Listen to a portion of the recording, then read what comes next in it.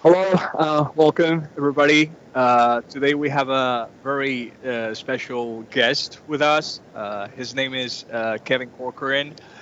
He's based in San Francisco and works with percussion, field recordings, and electronics with an open interest in sound as a medium as it moves through contexts of music, art, communication, and place. So, welcome to our channel, Kevin. It's a true pleasure to have you here with us. How are you doing? Good. Thanks for having me. Thanks for the invite. It's great to have this format of conversation and, being able to discuss about this practice and everything that influences it from around. Great. So first of all, I wanted to, because I know, I guess some of our listeners already know a bit about you and your background and the kind of practice that you do. But could you give us like a bit more context of essentially, how you get started with the things that you actually do, which is not only music, by the way, or sound. You also have like a more interdisciplinary approach to different things. So tell us a bit more about how this trajectory starts building up from the beginning. Sure. Yeah, I'm currently working in more of an interdisciplinary practice with sound and photography and text and sometimes some kind of object-based installation work.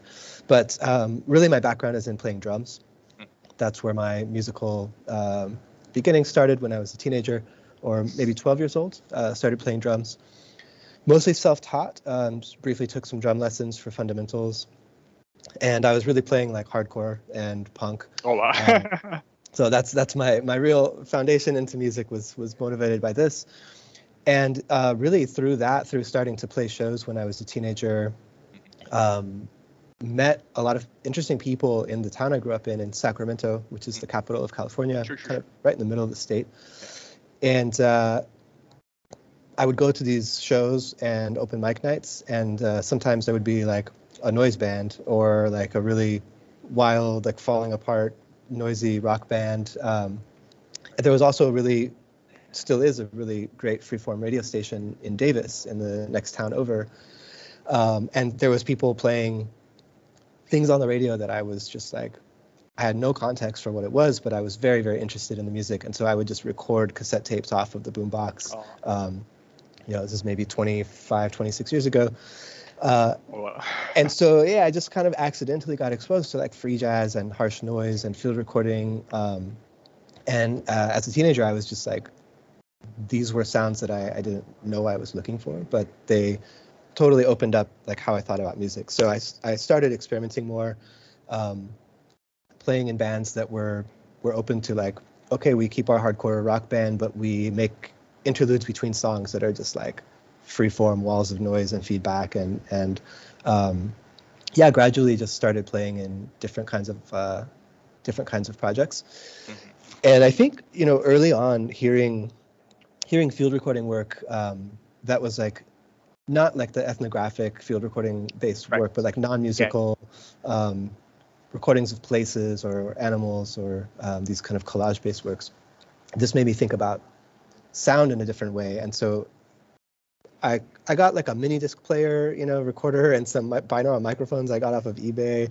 And I started experimenting with recording environmental sound when I was also still a teenager. So then like that became my parallel practice, like having this musical approach that over time became more and more about improvisation with drums and percussion and stripping things down. So now I often just play like a single snare drum and a few objects, or single bass drum.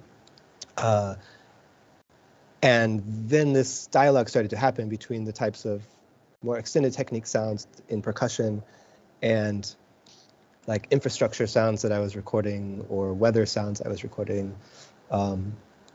So yeah, from there, that's been really my main two practices is environmental sound recording, percussion improvisation. Sometimes I put them together, but I find like it gets a little complicated to try and do performances where there's like computer and samples and live percussion. So if I'm working with a filmmaker or a dancer or something, I'll sometimes do that. But I don't have like a hardcore belief about separating those practices, like music, not music. But I just find it more interesting to give each of those practices their own space and try to cultivate that. It's very interesting that you mentioned, because I also have a background as you were speaking, I was recalling. Yeah, I also started like playing drums when I was like Cool. essentially more of a metal side of things. We had Mm. like a stoner metal kind of thing going on, and then later on, after that, I remember very distinctly. That was a bit later. Maybe it was like the early 2010s or something like that.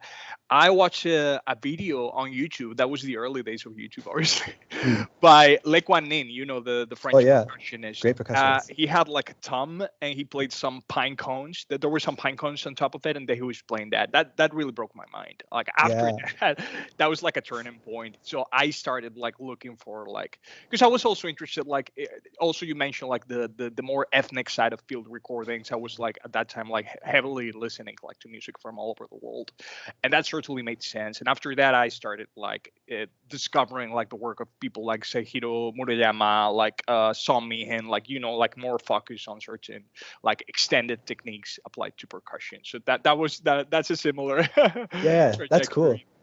I And love that you mentioned Le Nin too, because yeah, that, yeah, for me, also really a percussionist who changed the way I thought about things, but not someone I found earlier in my playing, but the person who really kind of expanded my mind. I was on tour with this band that was kind of like a free jazz post-rock band called Antennas Erupt. That was my main project in probably like 2000 to 2004 or something like that. We were around. But we played a show in Detroit on a tour, and Tatsuya Nakatani played a set on that same show. And, doing some of these also like surface friction techniques and just playing percussion in a way that I had never heard before. He's now a good friend, and we've like collaborated and stayed in touch over the years for a long time. But one conversation I had with him, and we were talking about like what is kind of the lineage of this particular type of approaching the drums. Yep. And for him, he said, oh, Le Nin was one of these players that introduced that sound to him. So just thinking about also how these points of contact are ways for kind of like non-traditional or non-conventional aspects of music practice to be continually inspiring, people down through the years. Yeah. I also remember because I also had contact at that time, probably like with the free improvisation scene, like, on not only free jazz, but also some of the other strands as well. And I remember regarding field recordings in general, because like that's also one of my main points of focus. I remember the work of a Spanish guy. Actually, I'm Spanish, by the way, Francisco Lopez. That was yeah. me. Yeah. I went to one of those shows, and like I think that was like 2011, something like that, with the blindfolds and everything. Yeah. It's like that was incredible. That was after that I started considering like field recordings as a practice that holds so much potential for me in particular. So that was definitely a turning point as well. Yeah, he just performed in San Francisco actually. Oh, really? A few weeks ago. I had a chance to see him. He had not been in San Francisco for 20 years before that, so It was a really special show. So talking more about percussion, like what is your approach? Because as you said before, you have like a pretty you're pretty focused on like single elements, percussive elements, just like snares and toms and all of that. So was that like something from the beginning that you said I want to focus on very specific parts, or did that come later? That came later. I felt, at the time in the early 2000s, I was I kind of had a hard transition from like really full on energy music, free improvisation, noise, and then became very interested in these lowercase scenes like in Europe or the onkyo scene at the time in Tokyo. And so I started to think like, oh, how can an extreme kind of music operate at the other extreme of being like really stripped down and really quiet and really focused? And what's the connectivity between those two things? And so to explore that, I kind of forced myself to take things away. And I thought, maybe if I just try and think like a minimalist, right? And just take the snare drum and like one cymbal or, I don't know, some found objects, and see how long I can focus on a live improvisation of just this. I definitely played some like really rough shows or, sets where I thought that I played a 20-minute set and it was like 8 minutes, because the pressure is high because I'm like taking this risk and I don't know if it's going to work. So that was the early, maybe like around 2010, 2012, that I started to play in this more stripped down way. And yeah, for me, it became actually a really nice practice, and it became a way to think about studying the fine details of the instrument, to think like, how many different sounds can I make with this one symbol or this one object, and yeah, that's something that I'm still really focused on today. I do still play, like, I play some free improvisation with full kit. I play in a rock band, full kit. So I like to keep my activities in different places, just also for the sake of like keeping my practice as a drummer, being able to keep up with that and not totally abandon it. But yeah, I would say lately, in recent 10 years, it's more common that I'm doing this kind of single drum focus. And it also makes it possible to travel, and I like the mobility of the instrument. That's a big one. You don't have to carry like cymbals or like it's just a single thing, and you can make sounds with that. I mean, that's really practical. It's really convenient. I find that as well. So you told me you were originally from Sacramento. Like, when did you move to San Francisco? I moved to San Francisco in 2013, so I've been there just about 10 years. Okay. So not so long ago. Yeah, and before then, I mean, the two cities are close enough together that I would often drive to the Bay Area to see a concert or something. We didn't have a whole lot of, we had a lot of experimental music in Sacramento that was happening like in the basement scene and the house show scene, and but that tended to be more like the DIY side of things, or like, experimental music with the punk ethos of going on tour and crashing on couches and all that.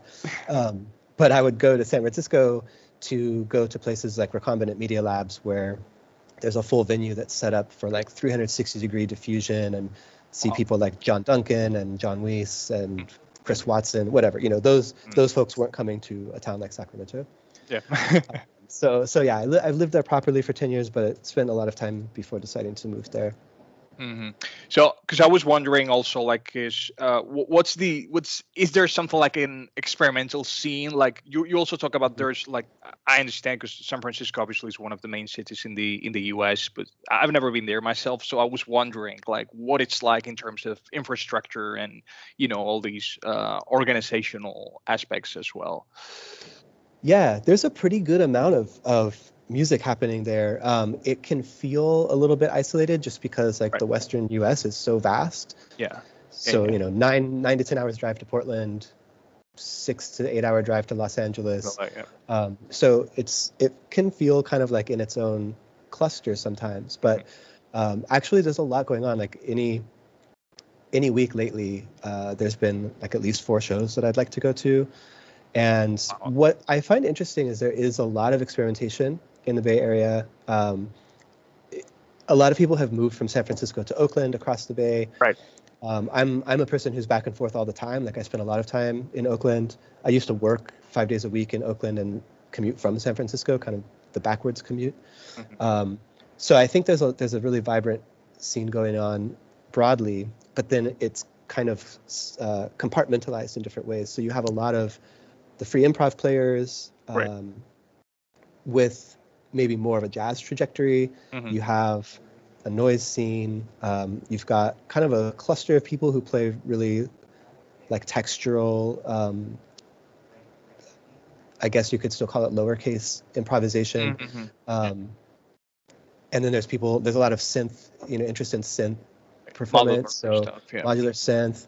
And then there's also clusters of like people who are focused on field recording, like Bay Area Sound Ecology, or kind of groups that stem out from organizational interests. There's a big past of Mills College bringing younger musicians to the city. So yeah, it's quite vibrant, and there's some amount of crossover too between those worlds. That's nice to hear. There's one place in particular. I actually found it, like, I don't know if it was through your website or like somewhere in there. Is the Resound, Resound, Yeah, right? yeah. Is that correct? Like I was totally fascinated by the concept because it's like in Mare Island, I think. So it's surrounded Yep. by all those buildings, military. I understand, like from the and what is happening there? Because like I didn't get to see any of the stuff, but like the like I was also talking to Jorge yesterday, and he told me like there's like this incredible natural reverb inside of the building. So Yeah, I was yeah. thinking about the possibilities that this has to be really crazy. So tell me a bit more about that because that really piqued my interest. Yeah, Resound has been really, really great to be part of. Yeah. I'm one of the co-founders of the Uh, series, yeah. and Jorge was working with us for up until just recently. He pursuing other curatorial work now, but we kind of started this series as a one-off thing. Mare Island is, yeah, it's a decommissioned Navy base Mm-hmm. that's really about halfway between Sacramento and San Francisco. Yeah. So I used to go out there to take photographs. I'm very interested in like the detritus of infrastructure Right. and how infrastructure relates to open space and elemental phenomena, water, weather. So I was spending a lot of time going out there and doing photography. And I had some friends who I knew from Davis, Sacramento, who then moved to LA and then had moved back to Vallejo. And we didn't really keep in touch so much over the years, but we reconnected. And Jen Boyd, who's a field recording based and electronic musician, she was walking around in Mare Island and met this person who kind of did like this DIY nature trail, camping spot, interpretive center sort of thing out there. Yeah, it was quite interesting. And so they had a conversation, and that person who was running this spot, her name is Myrna. She introduced Jen to this bunker, or this magazine. Technically, it's an above ground bunker. Mm-hmm. Yep. So it's a concrete building with a metal roof, designed to store ammunition. So it's designed to contain an explosion. So it's this really like solid concrete rectangle. Mm-hmm. And yeah, when you go in there and clap your hands or whatever, it's like a 7-second reverb in the space. So Jen contacted me and Jorge and a few other folks in the Bay Area, Jim Haynes, Gretchen Jude, and our friend's voice handler, which is Jacob Felix Hewley and Denise Rivero. And we set up this like 2-day thing. We thought it would just be a one-off, like let's go have a concert in this old military space. A bunch of people showed up, said it was great. And that just gave us the momentum to do it again. So that was in 2015.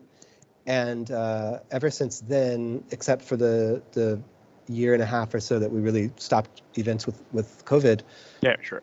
We've been doing like 3 or 4 shows a year through that series. And so we try to invite people to understand that like anything you do there is going to become site specific because the building has such an acoustic signature. Right. But it's also like people just really become interested in the space because it's decommissioned, falling apart Navy infrastructure. But there's also a housing development out there. There's also new industry happening. There's also like a new wave of breweries and distilleries and events happening out there. So it's this kind of interesting fluctuating site that has multiple uses. We're no longer in the original building that we started in 2015. The city condemned it after a fire that was in the open field around it. They bolted the doors shut, so you can't even like try to get back in there. But we are now doing the series in a hangar, so similar big concrete structure with metal walls now. So it's a little bit of a different sound, but still working with this kind of found reverb of this particular site. So yeah, we do. We're like a volunteer, non-hierarchical collective who runs the series. So that's been really nice to be part of for many years, and just working through group process to like curate and run the show, do the operations. We don't really operate on a budget. We just put on the shows and use the ticket money to pay the artists. So yeah, that's been going well. We do 3 shows a year still, usually February, June, and September. That's really fascinating. So I wanted to talk next about field recordings in particular, because Mhm. as I told you, I also work with field recordings on a regular basis, and you already touched on some of the aspects. So I was wondering, like, how would you describe your approach in general? Because also, like field recordings, like the whole practice has expanded so much in the last few Yeah. years. I mean, there's so many different ways to record and to use those sounds in a musical or a non-musical context. So, how would you describe your approach in general? I mean, regarding the materials, regarding the recording techniques, and so on.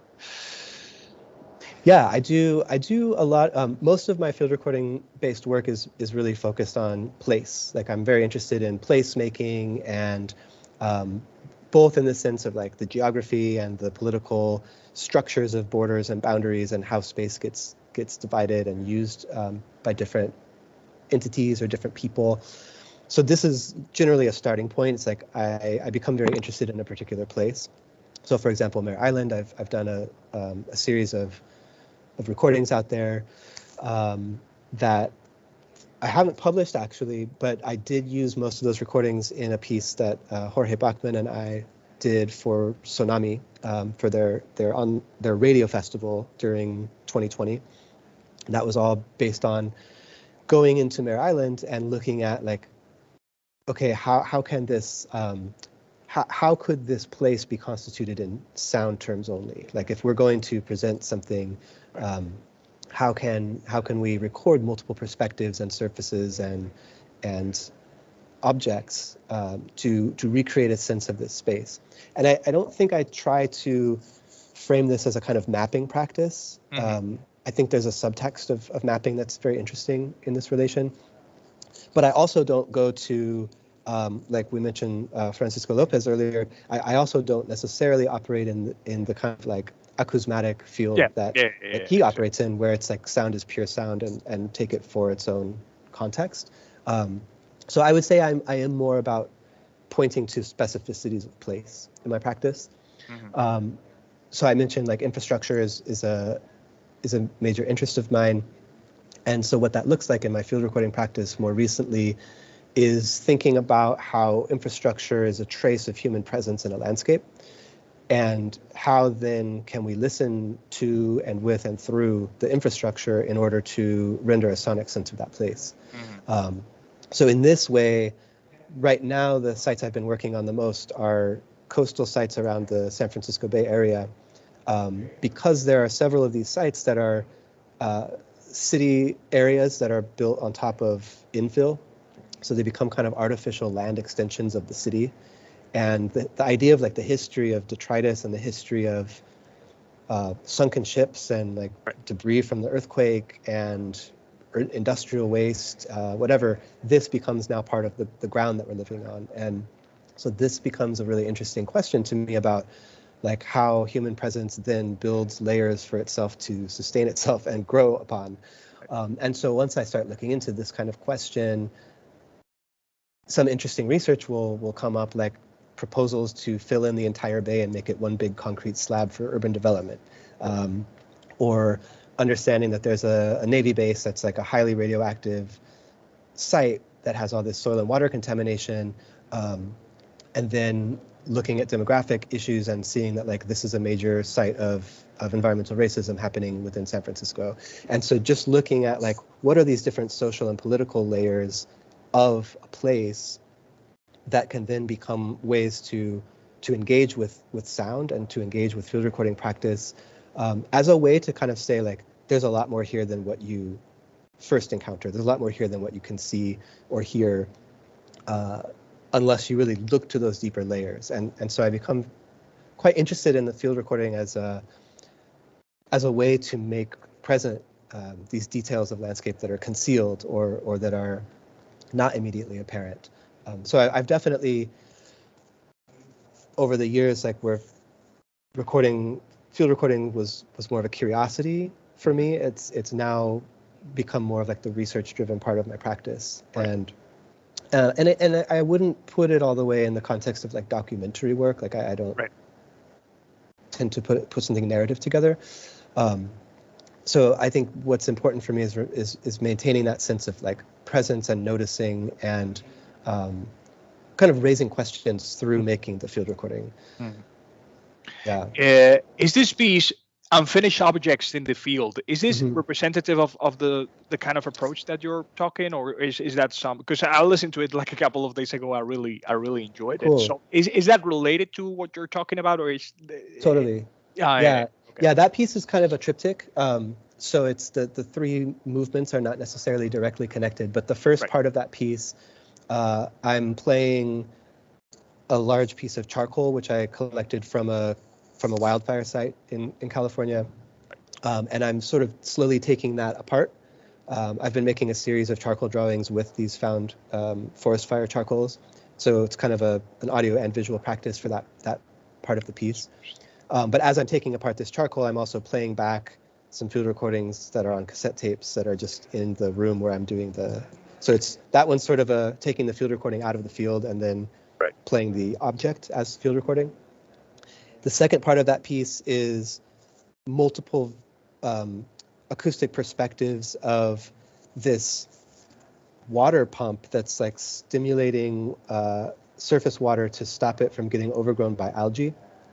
But it's off of a trail. It's like you're hiking in the North Bay in what seems like, oh, I'm in the forest and I'm outside of the urban space.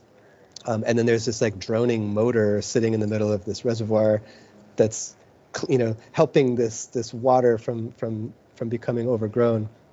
And so I thought, well, that was just an interesting juxtaposition of this like industrial object and this, natural concept of natural space that's there. So I set up the microphones and made some recordings above water and then some hydrophone recordings underwater.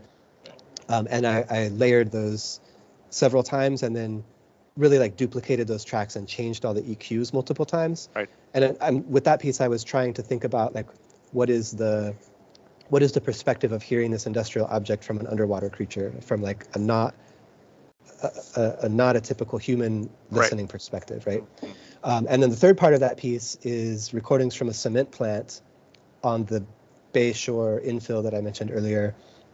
And I was thinking about quarries and extraction and directly in relationship to these coastal sites, which are often fortified with like giant walls of rock. This becomes interesting to me because those rocks are usually quarried and taken from another site and then put into this new coastal environment. So they don't have a direct geological connection to place historically. So there's another one of these kind of interesting like industrial natural dialogues that's happening. It looks mundane when you just see this place with like some rocks and the shore and some wild grass or whatever. But thinking of those kind of industrial backgrounds to how that place became that way is, recurring theme in that particular unfinished objects piece. Right. Another very interesting piece, it's a bit later, I think, is the Mojave piece. I think it's from beginning of this year. I think it's up in there in SoundCloud. So I also had a chance to listen to it. So that was also interesting because like how you're like, cause that's also one of the things I've talked with some people when you have like this massive like space, which is like so, and there's not much going on actually. I mean, it's a desert, so you have to. How do you like face this kind of like space, like from your perspective when you want to record something? Like, what is the approach that you take in that case when you face that? Yeah, that's definitely the type of question that leads me to think about kinds of microphones, right? And so in the Mojave Traces recording, a lot of what you're hearing was done with contact mics. And so for me, if I go into a space where it's like I'm not hearing very much on my immediate step into that place, or maybe what I'm hearing is wind or the constant sound of the ocean, or in the case of the Mojave, I was doing that work on I've been doing actually work at a series of these locations which are science field research stations. So it's a private property piece of the Mojave Desert that belongs to the University of California, but it's surrounded by Bureau of Land Management space. So you have this soft boundary that exists between private and public space. And so I decided the way to think about that is to just put contact mics on those fences. So there's a lot of barbed wire that's like stretching and tensioning in the wind. There are fence posts, there are electrical towers, these kind of bits of infrastructure that frame that division of space. Right. And so in that piece in particular, there's a mix of these contact mic infrastructure sounds and then lots of wind, and some recordings of like some performative field recordings. So I'm tracing lines in the sand, or I'm running rocks along a path. But everything I was doing in that piece was guided by a decision to follow lines. And so I was following the lines of the boundaries of the property, but I was also following lines like dried out runoff channels in the soil or the gravel that you could tell were made by rains during a monsoon season, or lines that were delineated by like rows of cactus or rows of trees or something like this. Now that we're talking about field recordings, there's always this dilemma, like the fidelity dilemma, like how I'm going to record something. Do I want it to sound nice? I'm going to use like the best equipment available, or I'm just going to use whatever it's available, because like many times, like that's the nature of sound, is fleeting, so sometimes you just have to capture what it is and then later maybe worry about other things. But in your case, because in some specific releases, I'm talking about the one that you did, Hirakito, with Gretchen Jude, and also like the overhearing pieces, you're opting clearly for the latter option. It's like you don't care so much about fidelity. That's even a certain aspect to investigate, like how like the way we hear and the way we work with sound doesn't really have to do with this question of fidelity. It can be productive to approach it from a different angle. So I guess that's your case, certainly, but could you expand on that a bit? Like what's your take on that? Yeah, I really love mixing that. So oftentimes if I'm doing a piece that's a collage of field recordings, I've got some nice microphones and I'll record some things that sound really in that high fidelity space, but I like to add some kind of textural layers. And so I always still record on cassette tapes, or I have this tiny little like voice memo digital recorder, or the smartphone, just using the voice app on the smartphone. Those overhearing pieces are all just cell phone recordings while I'm traveling. Yeah. So I just think there's something I like to, purely from a sonic space, I think the mixture of those two kinds of fidelity just adds some nice texture and layers to the experience of listening. But I think there's also something really to be said for thinking about the technology and just how we have actually pretty good recorders now. Anyone who has a smartphone has a pretty good sound recording device in their pocket. And with a little bit of like EQ adjustments or some editing, you can, you can actually document a lot of sonic material with these. Certainly not everybody has a smartphone, but with these pretty ubiquitous pieces of technology.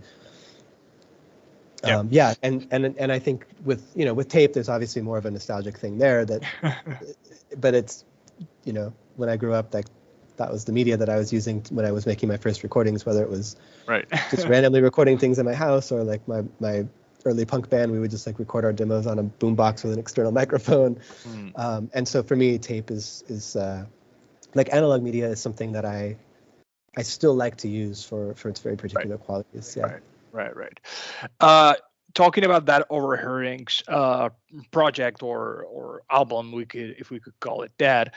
You're obviously a person who travels a lot. I mean, you move a lot. You go to different locations, and one of them particularly stands out. And you also, in connection to what you said before, is Japan in particular. So there's definitely a connection, and also from the beginning of your trajectory, if I'm correct, you also played with like you mentioned your interest like in the onkyo scene in Japan. You played with like many of like Tetsuya Akiyama, Takahiro Kawaguchi. Like you have collaborated actively with those people. So I was wondering also, like, because there's a very interesting trans-Pacific connection, let's say, with between the Western United States and Japan. Actually, I remember something that the poet Gary Snyder said at some point, is like the kinship between those two different areas was much bigger, they were much closer than we usually admitted even. So So, what is your particular? How would you describe your particular connection with Japan and all those different aspects? Because obviously, we're talking about a very ancient culture, but also that has changed a lot. And there's like obviously for experimental music, it is the main place we could say like in the world, right? Because it's constantly producing things. You have also released like with some labels that I love, like Fitari, like your last, your one of your last records was published there. So tell me more about that connection in particular. Yeah, I grew up in a family that was really like our leisure activity was going on road trips and Oh, nice. like camping. Yeah, and so I just like I grew up with parents who liked to be on the road, and Right, right, you know mostly those were like very modest trips of just getting in the car and putting a tent up and camping out for a weekend. But that I think from an early age just got me very interested in the idea of being able to travel, being able to be mobile, and yeah. So once I was working, you know, I would just save my money and whatever vacation time that I could get from work, I would try to go somewhere. So I went backpacking in Europe when I was 19, and yeah, that kind of confirmed like, okay, I want to travel in a further afield kind of sense, and just for the sake of curiosity and to see like, you know, how is it like to go somewhere where I don't speak the language and I don't really know my way around, and I wouldn't even really plan very much in those early trips. I would just kind of show up and like buy a train ticket when I wanted to go to the next place, find a hostel that was cheap that I could stay Right. at.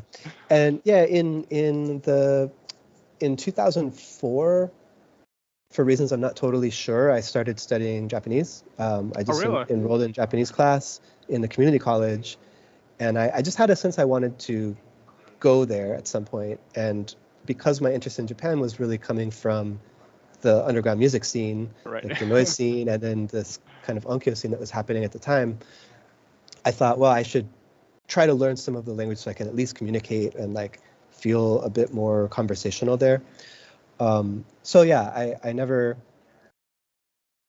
I still kind of study Japanese, but you know, my language skills remain like very elementary and transactional. But yeah, I went there for the first time in 2006. I actually met Tetsuzi in this really chance way. Like I was just used to setting up DIY shows. Like I still do. I was doing this when I was living in Sacramento as well. And I was looking at the Japan Improv site back before they had the Futari imprint. It was called Improvised Music from Japan. Yeah, sure. And yeah. And I saw this tour schedule that Tetsuya Akiyama was playing in Los Angeles and San Francisco with like a few days in between. So I wrote him an email. It's like, hey, I'm just some guy in Sacramento. I'm a percussionist. I love your work. You have some days off on your trip. Like if you want to come to Sacramento, I'll set up some shows for you and you can crash at my place. Just thinking like, yeah, whatever, you know, this guy's not good. And he wrote me back and was like, oh, that sounds great. Let's do it. So I still always, you know, the just communication and like writing letters to people is such an important way to be connected. And you know, even in this small enough world of experimental music, improvised music, it's like,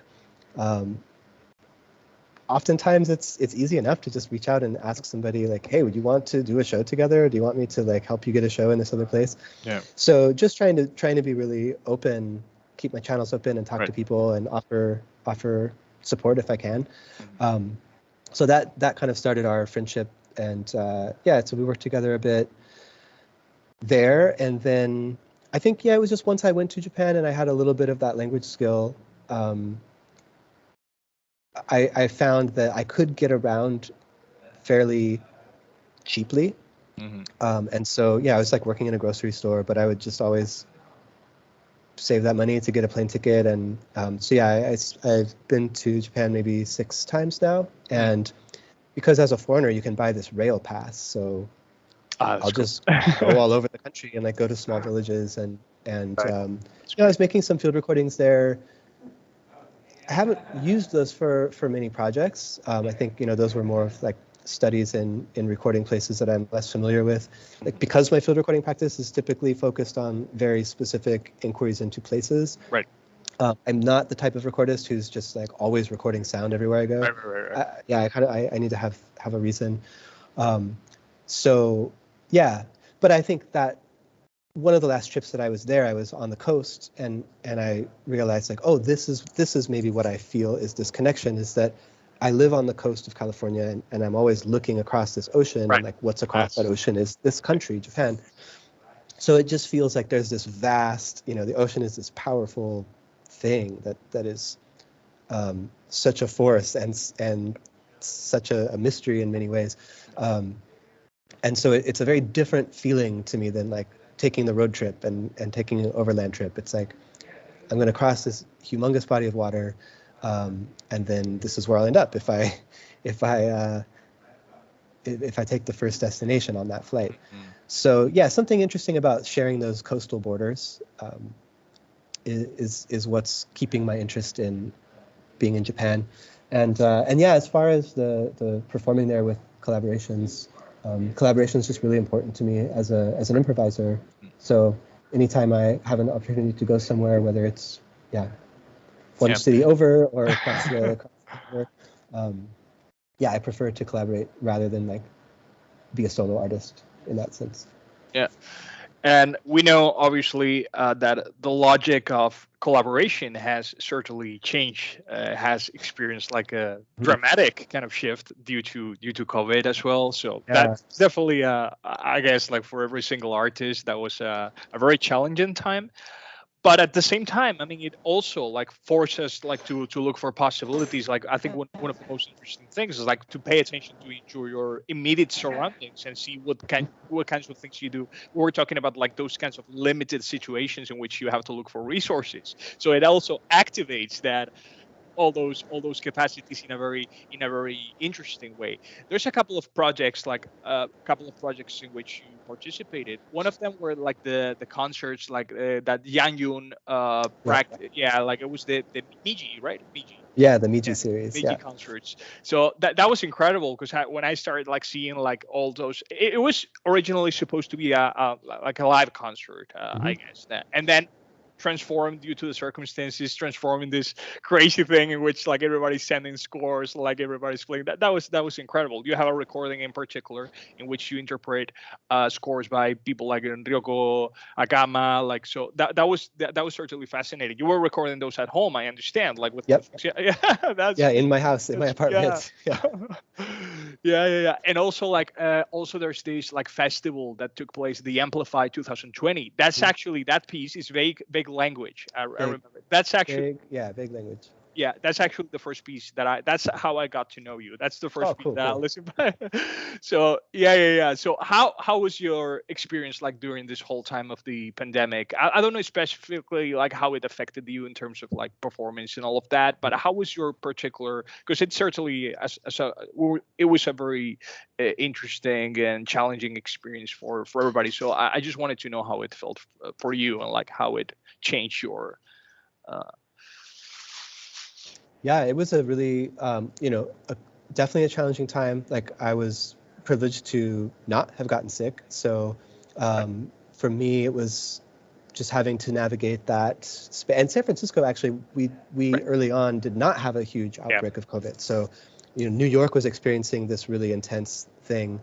And in San Francisco, things stayed relatively mellow for quite a while. So I was still like going for walks outside and I was working in the food industry still in a distribution job. And so I was not a frontline worker as they called it, but I was kind of like the next in line from that. So I was making deliveries to the grocery stores. So I didn't really stop working. Like I didn't have this lockdown experience during the early part of COVID. And so that at first was like, okay, I still have to go to work, but then when I come home, I'm not supposed to go anywhere or do any shows or, I was playing some concerts in March 2020 and really like up to that last week where it became clear that something was happening and things needed to not be going on in public space. So that was a very interesting experience to like have things organized and working on and then have to just totally stop. But I pretty quickly realized yeah, because I'm interested in some of these aspects of like field recording and lo-fi media and text, I thought, well, I need to write every day while I'm living through this kind of strange experience and not quite sure what's going to happen. And that was just my way into dealing with, like, if I have to stay in my house all the time, I want to do something, and I want to, reflect on this experience, right? So I started experimenting more with like field recordings as text, where I would just sit by the window and write down everything I could hear. That's one of the pieces. Yeah. Yeah. And the recording I did of that was based on the score prompt from Xiang, who's an interesting artist from I know him from Chengdu. Yeah. So thinking in this way of like slowing down and listening without necessarily having to record the audio, but to record it in the text form, I started to realize like, oh, when there's not commute traffic happening in the middle of San Francisco where I live, there are actually birds, but I never like pay attention to the fact that I'm hearing birds in San Francisco. So yeah, that became my kind of early on practice in that period of time. And I tried to keep writing every day during that lockdown. But then there also started to be these invitations to try things like, let's have an improvised concert on Zoom. Yeah, it was a crazy time. I remember those. It was really strange to like stare in front of my webcam and try to listen through latency to like people in different countries, and we're improvising. And I think that experience of being in this kind of global lockdown, right? Like it wasn't this endemic thing. Yeah. So suddenly I'm having conversations with artists in Italy and Taiwan and London and across the US, and we're all having this shared experience of having to stop our shows, having to stay inside. So it really became, it kind of threw things back to like the Fluxus era of the idea of mail art, in a sense, where I did a lot of collaboration with people where it was like, okay, well, you record this at home and send it, and then I'm going to add to it and then send it to this third person. And then, so yeah, I did a record with the percussionists, Paolo Sana and Giacomo Sani. Yeah, I listened to that. That was done during COVID, and we each recorded in Sicily and California and combined our tracks.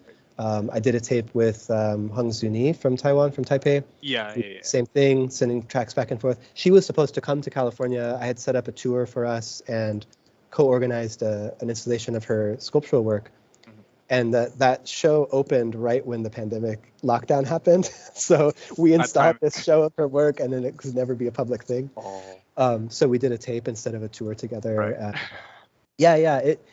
I mean, I think the novelty of that kind of exchange wore off for a lot of people. But in 2020, when this was a new condition for artists, I think it really, turning to that kind of recording-based practice really, it really felt like this is what I can do if I can't perform live. I think we'll probably all be thinking about that experience for a very long time in terms of like how it shifts our creative practice. Yeah. I was also like, because this is the thing, like that was during a very particular time in which we were forced to resort to those kinds of means, like to keep the conversation, let's say, going with other people. But the thing is that now we realize that there's also like this possibility of, because obviously like the platforms and the technology and all of that has improved so much in that sense that it's actually feasible to do it on a regular basis, and also opens this possibility of like collaborating with somebody from a very distant place. I was thinking about the case of like I think it's your last release, if I'm correct, the one with Zhong Yizhou, like the Rooms and Shadows, which is, I have to say, it's my album of the year. Now we're almost at the end of December. I really love that record. It's like one of my favorites. So I was wondering, like, how did the collaboration take place in that particular case? As far as I understood, like there were like some scores involved, but also there's like all kinds of like you like working with like different objects and he like doing his thing. So I wanted to know more, because I love that record so much that I would like know more of how it was created. Thanks so much. That was I met Sunisho when I went to Beijing in 2018. I went there to work with Yanjun and play the Miji series. And actually, Yanjun just was staying with me again in San Francisco like 2 weeks ago. Really? That's another example of this like I had helped set up shows for him here, and he stayed at my place, and then I went there. It's this It's kind of mutual it's a exchange. mutual like Works DIY music thing. perfect. Yeah. Uh, but at the time, in 2018, I played with him.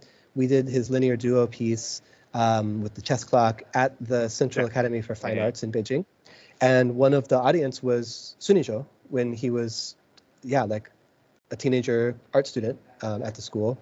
So then I didn't really properly meet him that time, but then through the 2020 kind of Michi online thing, we reconnected, and he sent me a message and let me know that, we had met at this concert.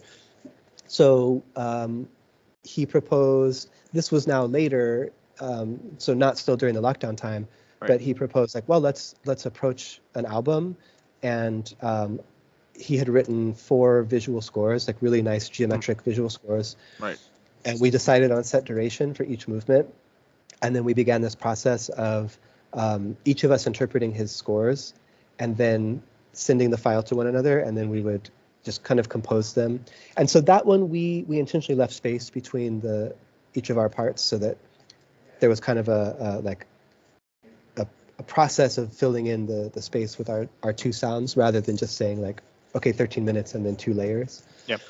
So I was really happy that he suggested working this way. And after having some practice of doing this kind of thing during 2020, it felt like, okay, now I'm going to approach this in a different way. Yeah.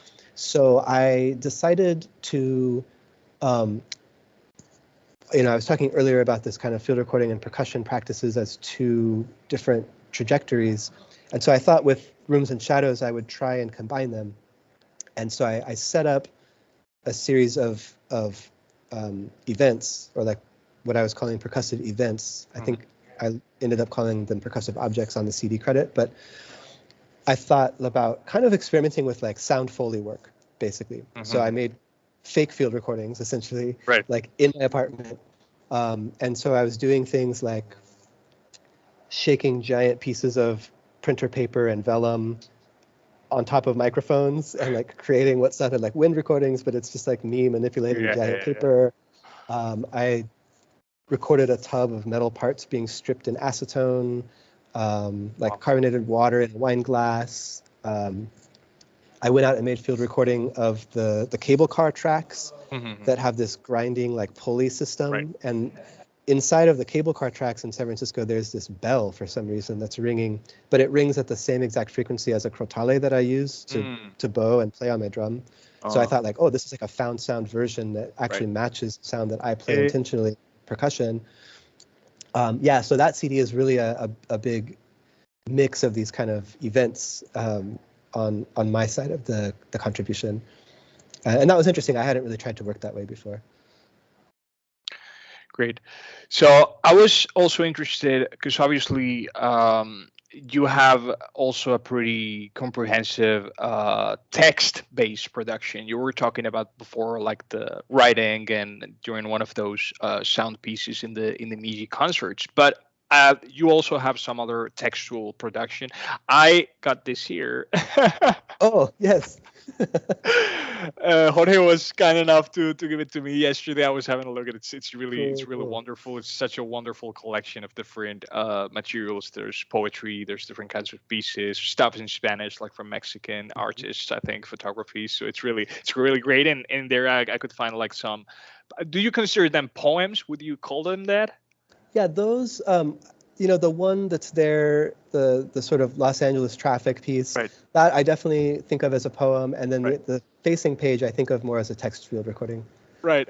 So what is your connection with text, let's say? Because I also happened to, like, my first forays into art, let's say I was investigating poetry essentially, because it was a thing I was particularly interested in. So what is your relationship? Because also like I understand like there's also like some as you were talking about before, some other dimensions. Like I know you're interested, for instance, in the dark ecology side of things. So how do you try to bring all this together, and how does it complement also the work that you do with sound? How does it interact with the textual basis? Yeah. When I was a really little kid, I used to walk around my parents' house with a notebook, Hmm. and I would just write words, like whatever, the words on a label of a can of food or on a package or like the brand on my mom's guitar or whatever, and I would just write lists of words.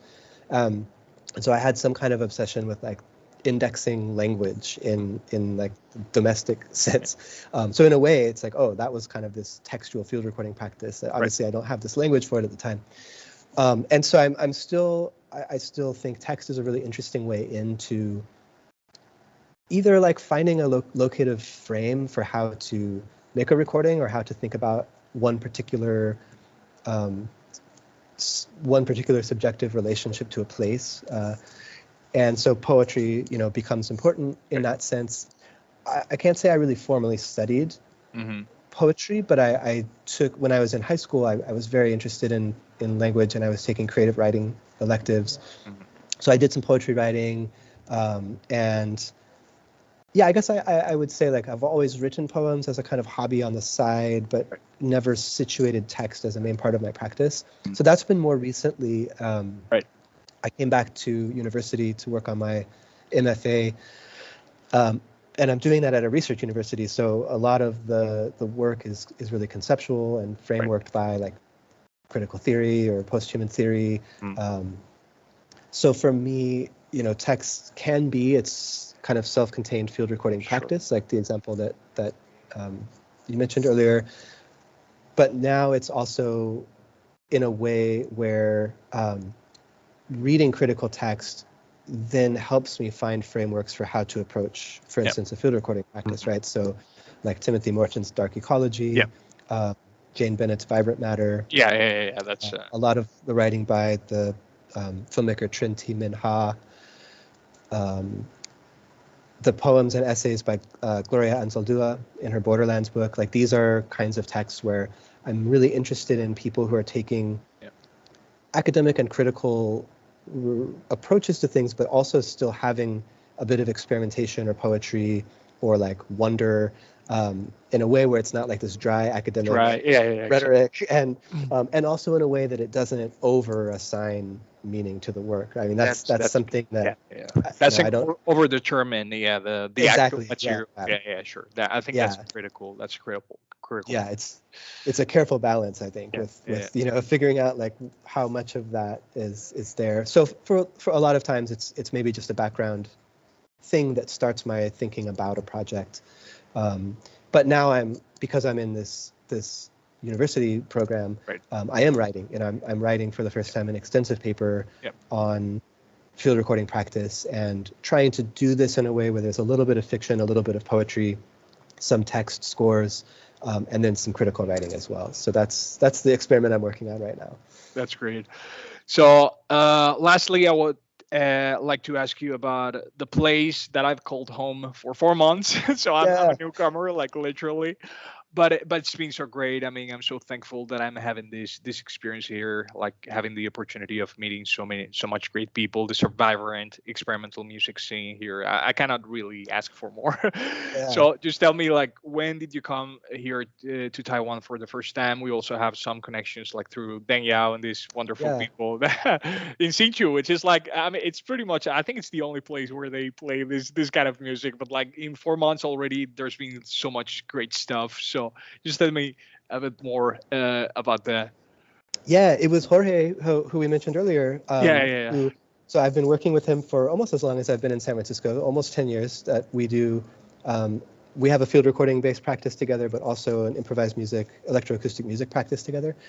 And as you know, he was able to do the residency at Bas Hangyan at Treasure Hill the in Village of Arts. Taipei. Yeah, yeah, Yeah, and so he spent 6 months in Taiwan and just like really just became like always wanting to go back there. And so yeah. in 2017, he invited me and a couple of collaborators that we were working with at the time, Jaroba, who's like a reeds player and makes some of his own instruments, and does some electronics as well.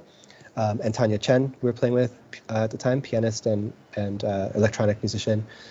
So the four of us said, yeah, sure, that sounds great. Like, let's take our 2-week work vacations and we'll go to Taiwan Sure. and we'll play some shows. And so I was there in 2017, had a chance to play in Taipei, Hsinchu, Tainan, and Kaohsiung. Mhm. And so we traveled around quite a bit. And then similarly, I felt like the what was happening in the experimental music in Taiwan was really incredible. And what struck me was that it's an example of a national community. It's a small enough country that like people who saw our show in Taipei would show up in Kaohsiung at the south, the farthest south point from that city. And it was, quickly explained to me like, oh, it's a small place and the train is efficient and affordable. And so we can just go city to city if we want to see a show. So I came back in 2018. That was part of a bigger trip. I did this kind of crazy like 3-week trip that I did 11 shows in 4 countries. Oh. And Taiwan, I was only there for a few days, but this time I came back by myself. But Jorge was staying there again, so we met back up and we played at Digilog in Taipei. Digilog. We played at Deng Yao's place in Hsinchu. And then I went to Taichung by myself, and Fang Yi Liu came up from Kaohsiung to meet me. So another example of this, like, oh, you'll be in Taichung? No problem. I'll just take the train. We'll just meet there. Meet there, and then I'm going to Taipei afterwards. So just seeing the possibility of building a very supportive, strong community of experimental artists who are like supporting each other and putting on shows for one another and inviting people from outside of this country and outside of this community to become part of it was just really inspiring to me, because these are, I really believe in like open access and collaboration and democratic space sharing. So seeing that all in action in these different cities of Taiwan, definitely got me interested to look more into the history of experimental music there. And it's great to see like what's going on at places like Tingshuo. I was there like a month ago with Nigel. I had the opportunity of seeing the place. It was just incredible. Tainan is a beautiful city. So and the fact that it becomes this community-facing project, like it's not only about shows for experimental music, it's workshops. It's right. It's teaching new people to make sound devices or to do sound walks and think about listening in a critical sense. I'm just really so happy that I had that opportunity to go meet people and understand what was going on there. Okay, so anytime I'll be here, I hope, for the foreseeable future. So please come and play here, and that will be awesome. So last of all, I wanted to ask you. You already gave us some hints, but what are some of the projects or some of the things that you got coming up in the next in the foreseeable future? Yeah, I've got some. I've got a solo tape that should be coming out. That's a different direction. It's a bunch of really close mic'd, very careful recordings of metal objects activated with EBOs on snare drum. Oh, interesting. So this is kind of a different sounding direction, but that's coming out on a label from Portland, Oregon, which I also have a duo tape with Kaspar Sonnet, who runs that label. He's a lap steel guitar player, really, but plays the lap steel in a way that sounds like everything other than a lap steel. So we did some recording together a couple years ago, and that stuff is all in the works. So those might be the next things I have coming out. And then I'm working on some video field recording pieces that are sort of documentation of like my own presence in the field and thinking through this idea of like how to point out the subjectivity or the positionality of the listener in relation to landscape. That's part of the exhibition I'm doing for my MFA. And so that may or may not end up being part of something that's more broadly released. Gallery practice is not like something I do a whole lot of, but that's something I'm focused on. And I also am working on putting out that recording of Mare Island field recordings. So I'm not sure yet if I'll self-release it or if I'll send that to some labels for consideration. Okay, so that sounds really, really exciting. We'll stay tuned. And I'm sure it's gonna be pretty great. Okay, Kevin, thank you so much for being here, having this conversation. It was really awesome, and I hope we stay in touch and we keep talking about interesting things. All right. Definitely. Yeah, thank you so much for See you. taking the time to organize this. Yeah. Thank you for coming. See you. Bye bye.